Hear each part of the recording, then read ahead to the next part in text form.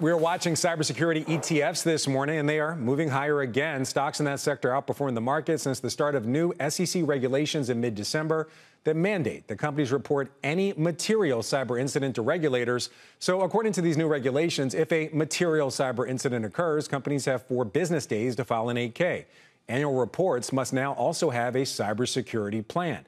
Companies also must describe, this is a quote, describe the board of directors' oversight of risk from cybersecurity threats and management's role and expertise in assessing and managing material risk. Industry giants Palo Alto and CrowdStrike surging double digits as companies look for reliable partners to improve their cyber defenses and compliance on these new reporting standards.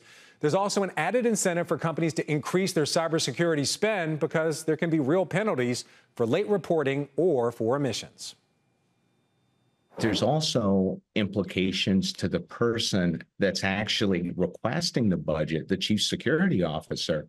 They now have concerns that they may be personally liable if there is a security incident that happens on their watch.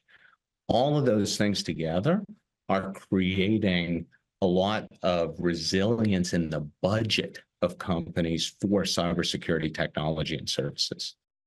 And speaking of budgets, the latest report from Gartner says those budgets are getting tighter, from an expected growth rate of 8% down to 6.8% this year due to an increased focus on profitability and quote-unquote change fatigue from AI.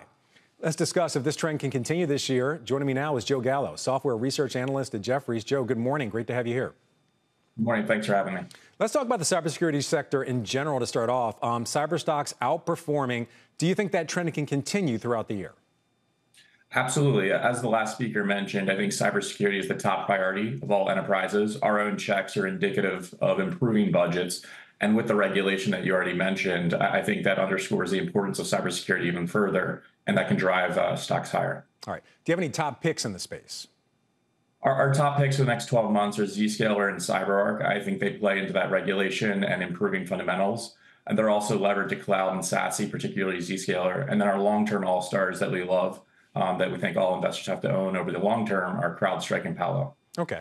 What gives these companies an advantage over other companies? If companies are just in general looking for more protection and the ability to comply with the new standards, what is it about these companies that are making them leaders? For example, Palo Alto up double digits year to date.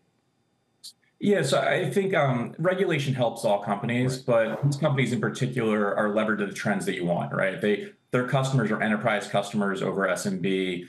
They service cloud, which is the highest growth area, also SASE as well, and then their platform, so they can consolidate spend, which is really beneficial. Because if you're a CISO, I mean, at Jefferies, I think we have over 60 solutions. That's a lot of solutions to have to manage and pay for. And so these consolidators of spend can really help CISOs and therefore can continue to gain market share.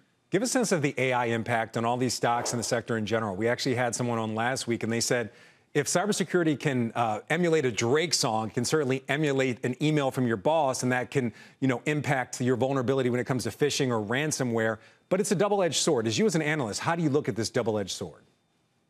Yeah, no, AI is super important. I mean, I think it's the next tidal wave that's driving all software higher, but also, as you mentioned, it increases the threat surface.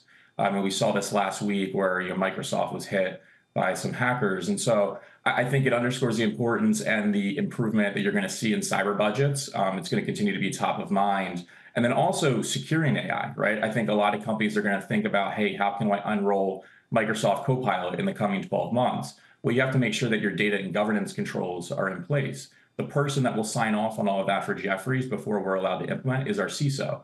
And so you're seeing the CISO become one of the most important people in each business.